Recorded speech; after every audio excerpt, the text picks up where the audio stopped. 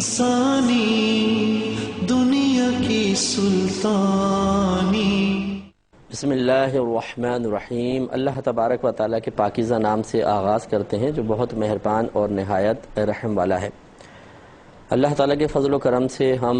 بخاری شریف کی 48ویں حدیث تک پہنچ چکے تھے، اور اس میں جو کچھ بیان ہوا وہ تفصیل سے آپ کو عرض کیا تھا، اور اس کی مزید تفصیل عرض کی جا رہی تھی کہ حضرت جبریل امین علیہ الصلاۃ والسلام بحکم الہی نبی کریم صلی اللہ علیہ وسلم کی خدمت میں حاضر ہوئے تھے، اور آپ نے اطراف میں موجود صحابہ کرام کی علمی وسعت کے لیے علم اضافے کی غرض سے معلوم شدہ چیزوں کو نبی کریم صلی اللہ علیہ وسلم سے معلوم کیا، اور رحمت کونین صلی اللہ علیہ وسلم نے آپ کو جواب دیا۔ تو اس سے ہم نے ایک نتیجہ نکالا تھا کہ ایک اگر سائل خود یہ بات جانتا ہے، کچھ مسائل اس کو معلوم ہیں، کچھ تشریحات معلوم ہیں، کسی آیت کی تفسیر اس کو معلوم ہے، لیکن وہ اس لیے علماء سے سوال کرتا ہے تاکہ میرے سوال کے جواب میں جب کوئی عالم جواب دے گا تو دیگر لوگوں کی معلومات میں بھی اضافہ ہوگا جو اس بات کو پہلے سے نہیں جانتے۔ تو اس قسم کا سوال کرنا، اس کو اگر یہ کہا جائے کہ جبریل امین علیہ السلام کی سنت کریمہ ہے تو بیجا نہیں ہوگا۔ اس پہ ہم نے کلام کیا تھا۔ پھر انہوں نے پوچھا کہ اسلام کی کیا تعریف ہے، اسلام کیا ہے؟ تو نبی کریم صلی اللہ علیہ وسلم نے فرمایا کہ اسلام یہ ہے کہ تم اللہ تعالیٰ کی عبادت کرو اور اس کے ساتھ کسی کو شریک نہ ٹھہراؤ، اور نماز قائم کرو، زکوٰۃ مفروضہ یعنی فرض کردہ زکوٰۃ کو ادا کرو، اور رمضان کے روزے رکھو۔ ابھی حج کا چونکہ حکم نہیں آیا تھا تو یہ اس میں ذکر نہیں ہے۔ پھر انہوں نے پوچھا کہ احسان کی کیا تعریف ہے، اور احسان سے مراد آپ کو بتایا تھا کہ اخلاص ہے۔ تو آپ نے ارشاد فرمایا کہ تم اللہ تعالیٰ کی اس طرح عبادت کرو گویا کہ تم اسے دیکھ رہے ہو، اور اگر تم اس کو نہیں دیکھ رہے تو وہ تو تمہیں دیکھ ہی رہا ہے۔ اور اب یہ آخر میں جو بات چل رہی تھی، انہوں نے مزید جو کویسچن کیا کہ قیامت کب آئے گی؟ آپ نے فرمایا کہ جس سے قیامت کے بارے میں سوال کیا گیا ہے وہ سوال کرنے والے سے زیادہ نہیں جانتا ہے۔ یہ بڑا نفیس جواب تھا۔ اگر نبی کریم صلی اللہ علیہ وسلم کو علم قیامت کا انکار مقصود ہوتا کہ میں خاص میں نہیں جانتا تو آپ صاف منع کر دیتے میں نہیں جانتا ہوں، لیکن آپ کا جواب دینے کا اب اس طرح آپ نے جو ایک مبہم سا جواب دیا ہے، صراحتاً نہ اقرار ہے نہ انکار ہے، تو آنے والے لوگوں کو ایک امتحان میں مبتلا فرمایا گویا کہ کیا وہ نبی کریم صلی اللہ علیہ وسلم کے بارے میں اس جملے سے بھی اور دیگر دلائل کی روشنی میں خود فیصلہ کر لیں کہ کیا نبی کریم صلی اللہ علیہ وسلم کو علم قیامت دیا گیا تھا یا نہیں دیا گیا تھا۔ کیونکہ سرکار نے ارشاد فرمایا کہ جس نے سوال کیا ہے یعنی جبریل، جس سے سوال کیا گیا یعنی میں، سوال کرنے والے یعنی جبریل سے زیادہ نہیں جانتا ہوں،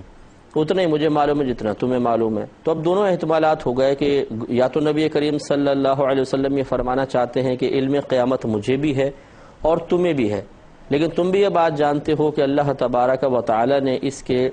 خاص کو ظاہر کرنے کو منع کر دیا ہے، لہٰذا میں اس کو ظاہر نہیں کر سکتا ہوں۔ اور یا اس کا مطلب یہ ہے کہ یہ علم قیامت ایک ایسا علم ہے کہ اللہ تبارک و تعالی نے اسے اپنی ذات کے ساتھ خاص رکھا ہے، نہ تمہیں دیا ہے نہ مجھے دیا ہے۔ دونوں احتمالات ہیں، اور اس طرف دونوں ہی اکابرین کے دو گروہ گئے ہیں، لیکن بعض نفی کی طرف گئے ہیں اور اکثر اس بات کی طرف گئے ہیں، یعنی اکثر اکابرین یہی کہتے ہیں کہ نبی کریم صلی اللہ علیہ وسلم کو علم قیامت دیا گیا تھا، لیکن آپ نے اس کو ظاہر نہیں فرمایا، اللہ تعالیٰ نے منع فرمایا، اس کے اظہار کا حکم نہیں تھا۔ جبکہ بعض علماء کرام اس طرف گئے ہیں کہ نبی کریم صلی اللہ علیہ وسلم کو علم قیامت نہیں دیا گیا، یہ اللہ تعالیٰ نے اپنی ذات کے ساتھ خاص رکھا ہے۔ یہی روح کے بارے میں بھی اختلاف ہے کہ بعض یہ کہتے ہیں کہ نبی کریم صلی اللہ علیہ وسلم کو روح کی حقیقت کا علم نہیں دیا گیا، بعض کہتے ہیں دیا گیا۔ اس پر انشاءاللہ میں چند تصریحات ابھی عرض کروں گا کہ ہمارے اکابرین نے جو اقرار کیا ہے کہ نبی کریم صلی اللہ علیہ وسلم کو علم قیامت تھا، وہ کون کون ہیں ان کے حوالوں کے ساتھ آپ کو عرض کر دیتے ہیں۔ اب حضرت جبریل امین نے مزید پوچھا کہ پہلے سرکار نے فرمایا کہ جس سے سوال کیا گیا ہے وہ سوال کرنے والے سے زیادہ نہیں جانتا ہے، پھر فرمایا اور میں تم کو ان قریب اس کی علامات کی خبر دوں گا۔ اور وہ علامات بھی میں نے کچھ عرض کی تھی. تو اب یہ دیکھیے جب علامات بتا دی گئیں تو یقینی سی بات ہے کہ ایک چیز کی جب انسان علامات جانتا ہے تو چیز کے بارے میں بھی جانتا ہوگا. جیسے کوئی ہم سے پوچھے کہ بھی فلاں جگہ آپ کو پتہ ہے کہاں ہے، اب میں کہوں کہ یہ تو میں زیادہ نہیں جانتا ہوں، اس کی نشانیاں بتا دوں، تو نشانیاں بتانا یہ یقینی سی بات ہے کہ جگہ کے اطراف کو دیکھا ہوا ہے تبھی تو اس کی میں نشانیاں ذکر کر رہا ہوں کہ وہاں پہ یوں ہوگا یوں ہوگا یوں ہوگا، اس کا مطلب میں اصل منزل کو بھی جانتا ہوں. تو یہ ایک اشارہ تو اس طرف ملتا ہے. اور تصریحات میں انشاءاللہ بزرگان دین کی عرض کرتا ہوں. آپ نے شاید فرمایا کہ جب باندی سے اس کا مالک پیدا ہو، کہ اس طریقے سے میں نے بتایا تھا اس کا مفہوم یہ ہے کہ نافرمان اولاد پیدا ہوگی اور بالکل ایسے ماؤں کے ساتھ سلوک کرے گی جیسے ایک آقا اپنی لونڈی کے ساتھ سلوک کرتا ہے. اور آج کل ہو بھی رہا ہے کہ ماں باپ کے ساتھ بدتمیزیاں جیسے لوگ کر رہے ہیں اور بیوی کے مقابلے میں ماں کی جیسے نافرمانی ہو رہی ہے، تو اس کا ایک عملی مظاہرہ ہم دیکھ سکتے ہیں. اور پھر فرمایا اور جب سیاہ اونٹوں کو چرانے والے لمبی لمبی عمارتیں بنائیں تو پھر قیامت قائم ہوگی. کہنے کا مقصد یہ ہے کہ وہ لوگ جو اس وقت بہت ہی ارذل محسوس کیے جاتے ہیں،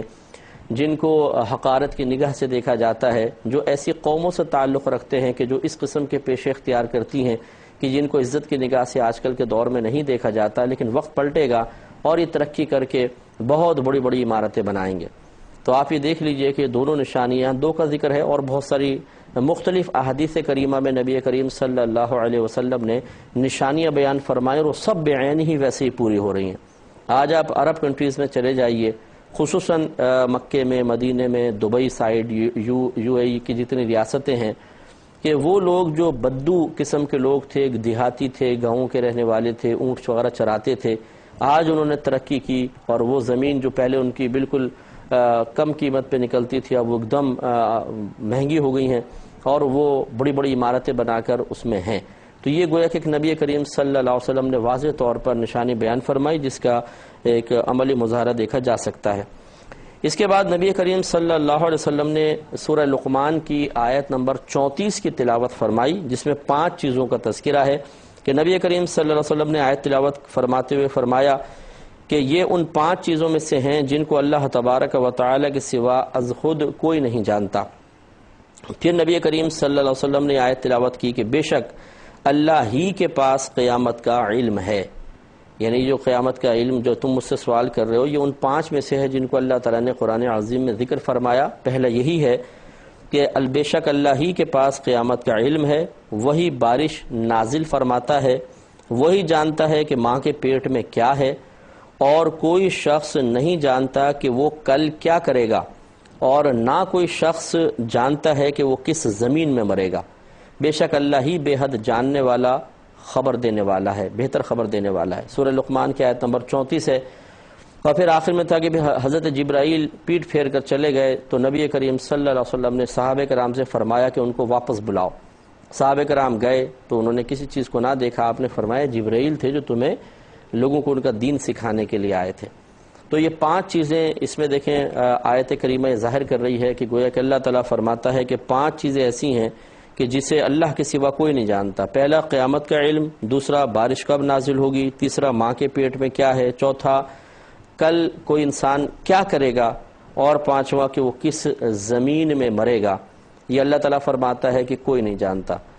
جو ہمارے اکابرین ہیں وہ اس میں تعویل کرتے ہیں اور یہ کہتے ہیں کہ اس کا مطلب یہ ہے، اللہ تعالیٰ کے کہنے کا مطلب یہ ہے کہ اللہ تعالیٰ کے بتائے بغیر کوئی نہیں جانتا. جس کے لیے اللہ تعالیٰ آسان فرما دے، جس کو علم عطا فرما دے وہ جان سکتا ہے، اس کے علاوہ کوئی نہیں جان سکتا. یعنی از خود نہیں جان سکتا، اللہ تعالیٰ کے علم دینے سے جان سکتا ہے. لہٰذا وہ یہ کہتے ہیں کہ پھر انبیاء علیہم السلام کے لیے یہ چیز ثابت کی جائے کہ انہیں قیامت کا علم تھا، وہ کل کیا ہوگا، ماں کے پیٹ میں کیا ہے. اگر اس کا ان کے لیے علم ثابت کیا جائے تو کوئی تعجب خیز بات نہیں ہے، کیونکہ نفی جو اللہ تعالیٰ فرما رہا ہے کہ اللہ کے علاوہ کوئی نہیں جانتا، وہاں اس چیز کی نفی ہے کہ اللہ تعالیٰ کے بتائے بغیر کوئی نہیں جانتا. اور ہم جو اس بات کر رہے ہیں وہ اسی بات کا اس بات یعنی ثابت کرنا یہی ہے کہ اللہ کی عطا سے یہ لوگ جانتے ہیں. تو گویا کہ نفی اس بات کی ہے کہ اگر اللہ تعالیٰ نہ دے تو کوئی نہیں جان سکتا، بالکل ٹھیک بات ہے، لیکن اگر اللہ تعالیٰ عطا فرمائے تو پھر یقینی سی بات ہے لوگ جان سکتے ہیں. تو اکابرین میں سے اکثریت اسی طرف گئی ہے، جیسے کہ ابھی میں انشاءاللہ حوالے بھی عرض کروں گا۔ لیکن پہلے یہ غور کر لیں کہ آج کل کے دور میں بھی آپ دیکھیں الٹرا ساؤنڈ سے بالکل واضح طور پہ پتہ چل جاتا ہے کہ ماں کے پیٹ میں کیا ہے، لڑکا ہے، لڑکی ہے، کس پوزیشن میں ہے، نارمل ہے، ایب نارمل ہے۔ تو یہ تو ایک آلات کے ذریعے ایجاد کر کے پتہ چل گیا، یعنی آلات کی ایجاد سے کہ ماں کے پیٹ میں کیا ہے۔ اس کا مطلب یہ ہوا کہ جو اللہ تعالیٰ سورہ لقمان میں ارشاد فرما رہا ہے کہ اللہ تعالیٰ کے علاوہ کوئی نہیں جانتا کہ ماں کے پیٹ میں کیا ہے، تو یہ اس میں تعویل کرنی پڑے گی۔ اگر تو یہ بعینی ایسا ہی ہو، یعنی گویا کہ اللہ تعالیٰ یوں فرما رہا ہو کہ ماں کے پیٹ میں کیا ہے کوئی جان ہی نہیں سکتا، صرف اللہ تعالیٰ جانتا ہے، تو پھر تو یہ معاذ اللہ قول ہی غلط ثابت کوئی بھی کر سکتا ہے کہ دیکھیں الٹرا ساؤنڈ کی ایجاد نے ثابت کر دیا ہے کہ ماں کے پیٹ میں کیا ہے، پتہ چل جاتا ہے۔ معاذ اللہ ثم معاذ اللہ وہ یہ کہہ سکتا ہے کہ دیکھو تمہارے قرآن میں غلط ہے۔ اس لیے ہمارے اکابرین کی سوچ پر، آپ لوگوں کی فکر پر اللہ تعالیٰ کی ہزارہ رحمت نازل ہوں کہ انہوں نے ان آیات کی ایسی تعویل کر دی ہے، ایسے درست مفہوم بیان کر دیے ہیں کہ قیامت تک کوئی اب اس پر اعتراض نہیں کر سکتا۔ لہٰذا اس آیت کی بھی تعویل یہ ہوگی، گویا کہ اللہ تعالیٰ فرما رہا ہے کہ بغیر اللہ تعالیٰ کے علم دیے اور بغیر آلات و اسباب کی مدد کے کوئی نہیں جان سکتا کہ ماں کے پیٹ میں کیا ہے۔ ہاں اگر آلات و اسباب اور پھر اللہ تعالیٰ کی توفیق بھی حاصل ہو جائے تو معلوم ہو سکتا ہے کہ ماں کے پیٹ میں کیا ہے۔ اسی طریقے سے بارش کے بارے میں آپ یہ دیکھیے، یورپ کنٹریز میں تو خاص طور پر اگلے دن اگر برف باری ہونے والی ہے، وہ رات سے ہی مطلب سالٹ سپریڈنگ شروع ہو جاتی ہے اور وہ روڈوں پہ نمک چھڑک دیتے ہیں تاکہ برف جمے نہیں، اور پھر اگلے دن ہو ہی جاتی ہے، برف باری ہوتی ہے۔ اسی طرح سردی گرمی کے بارے میں آلات کے ذریعے معلوم کر لیتے ہیں کل کیا ہوگا، سب پتہ چل جاتا ہے، طوفان کے بارے میں، زلزلوں کے بارے میں۔ تو خلاصہ کلام یہ ہے کہ اللہ تبارک و تعالیٰ کے فرمان عالی شان اپنے مقام پر حق ہے، لیکن اس کے درست مفہوم کو حاصل کرنا ضروری ہے، اور وہ یہی ہے کہ اللہ تعالیٰ کے بتائے بغیر اور بغیر کسی آلات و اسباب کی مدد کے کوئی نہیں جان سکتا کہ ان پانچ چیزوں کا علم کوئی نہیں جان سکتا۔ جس کے لیے اللہ تعالیٰ آسان کر دے، جس کو علم عطا فرما دے، وہ جان سکتا ہے۔ تو اب اس کی تصریحات ذرا دیکھیے، میرے پاس جو کتاب ہے یہ نعمت الباری ہے، علامہ غلام سعود سعیدی صاحب کی، انہوں نے کچھ حوالے جمع کی ہیں، میں اسی میں سے چند حوالے آپ کی خدمت میں عرض کرتا ہوں۔ علامہ ابو العباس احمد بن عمر بن ابراہیم المالکی قرطبی، اور یہ بزرگ 656 سنہ ہجری میں آپ کی وفات ہوئی تھی، 656 سنہ ہجری میں، تو یعنی آج سے کم و بیش 1000 سال پہلے آپ کر لیں، تقریباً اتنا کر لیجئے۔ تو یہ کہتے ہیں کہ جو شخص رسول اللہ صلی اللہ علیہ وسلم کی وساطت کے بغیر ان 5 چیزوں کے جاننے کا دعویٰ کرے وہ اس دعوے میں جھوٹا ہے۔ یہ المفہم آپ کی کتاب ہے، جلد نمبر 1 صفحہ نمبر 156 میں آپ ارشاد فرماتے ہیں کہ جو شخص نبی کریم صلی اللہ علیہ وسلم کی وساطت کے بغیر، یعنی آپ کے وسیلے کے بغیر ان 5 چیزوں کے جاننے کا دعویٰ کرے وہ اس دعوے میں جھوٹا ہے۔ گویا کہ آپ صرف نبی کریم صلی اللہ علیہ وسلم کے لیے نہیں بلکہ عام لوگوں کے بارے میں، یعنی بعد میں جو صحابہ ہیں یا اولیاء اعظام ہیں ان کے لیے بھی ثابت کر رہے ہیں، لیکن شرط یہ بیان کر رہے ہیں کہ اگر کوئی یہ دعویٰ کرتا ہے کہ نبی کریم کے بغیر مجھے ان چیزوں کا علم حاصل ہو گیا،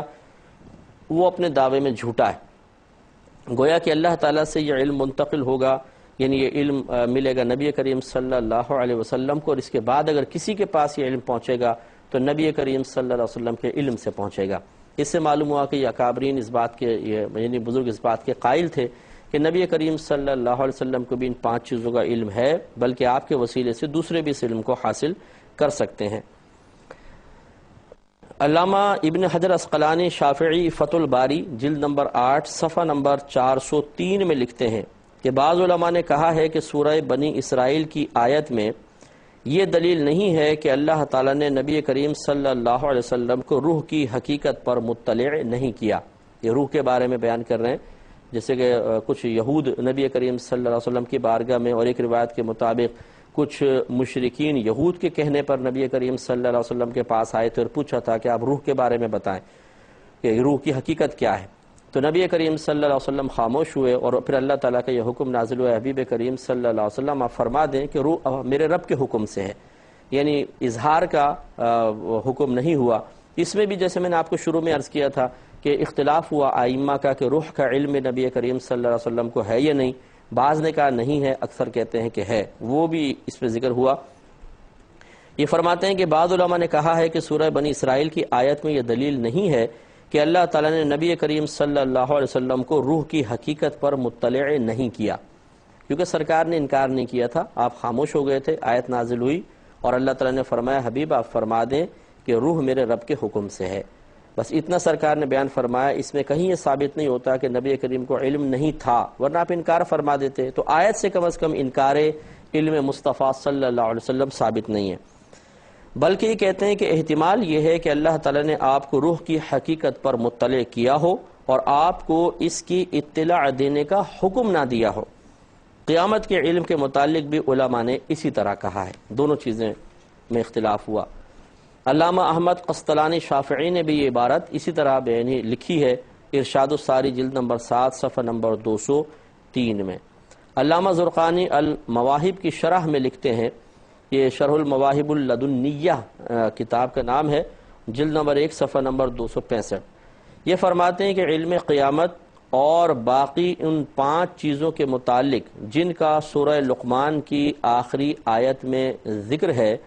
علماء نے یہی کہا ہے کہ اللہ تعالیٰ نے آپ کو ان 5 چیزوں کا علم عطا فرمایا اور آپ کو انہیں مخفی رکھنے کا حکم دیا ہے۔ یہ بھی دیکھیں اس بات کے قائل ہے۔ علامہ جلال الدین سیوطی شافعی رحمۃ اللہ علیہ شرح الصدور صفحہ نمبر 319 میں بیان فرماتے ہیں، اور بعض علماء نے یہ بیان کیا ہے کہ رسول اللہ صلی اللہ علیہ وسلم کو امور خمسہ کا علم دیا گیا ہے۔ خمسہ کہتے ہیں 5 کو، اور وہی 5 چیزوں نے امور خمسہ بھی کہتے ہیں، اور وقوع قیامت کا اور روح کا علم بھی دیا گیا ہے، اور آپ کو ان کے مخفی رکھنے کا حکم دیا گیا، پوشیدہ رکھیں لیکن علم دیا گیا۔ علامہ صاوی مالکی اپنی تفسیر صاوی